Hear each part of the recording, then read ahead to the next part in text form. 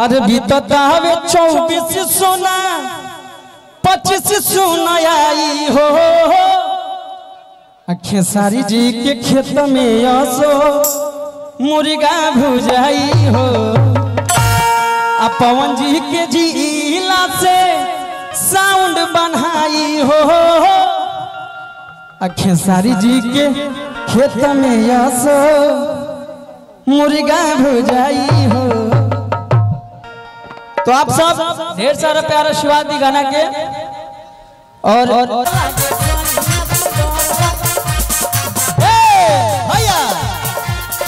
बुलाए भौजी घुड़की के साथ आइए। बुलाए भौजी कबूतर, बुलाए भौजी कबूतर। सैया जी हम चढ़ जाले ऊपर। अब बोला फस फरगो सैया के हमारा जागे जोश। बस तू बोला कमला सैया की तरस हमारा। बस तू बोला कमला सैया की तरस हमारा। बस भौजी हो बोलो ए भैया लागे सोई भैया घुड़की के साथ लागे सोइया से डर, लागे सोइया से डर, लागे सोइया से डर,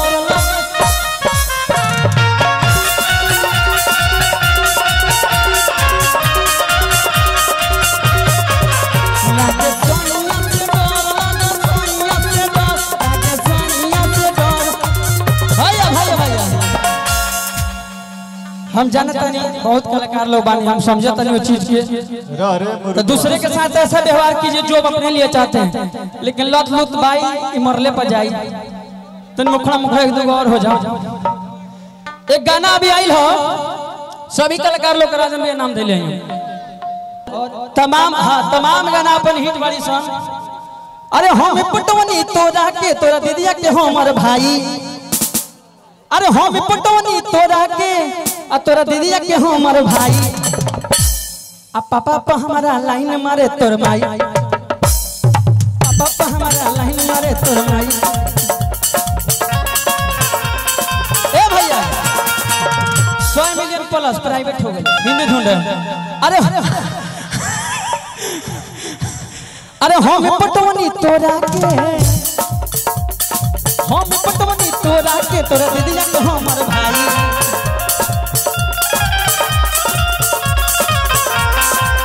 भैया भैया भैया अरे हम पटवनी तोरा के आ तोरा दीदिया के हमर भाई। आ पापा पा हमारा लाइन मारे तोर माई। आ हमारा अंकल के आंटी तोर पोटे है। हमारा मामी लगे तोर, हमारा मामा लगे तोर मामी ही जाके सोटे। अरे हम पटवनी तोरा के तोरा दीदी के हमर भाई। आ पापा पा हमारा लाइन मारे तोर माई।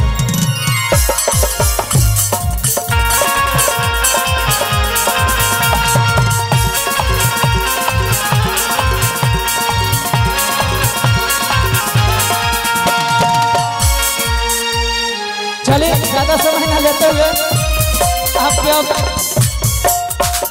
कोई बात नहीं, बहुत बहुत बढ़िया कलाकार हैं, आपके बारे में सुने भी थे और मिलके बहुत अच्छा लगा। फिर दोबारा आपको हम बुलाएंगे आलम भैया से नंबर लेकर। इनको जब बुलाना है ना, रोकना भाई, इनको जब बुलाना है ना अकेले बुलाइएगा, बड़ी फायदा रहेगा।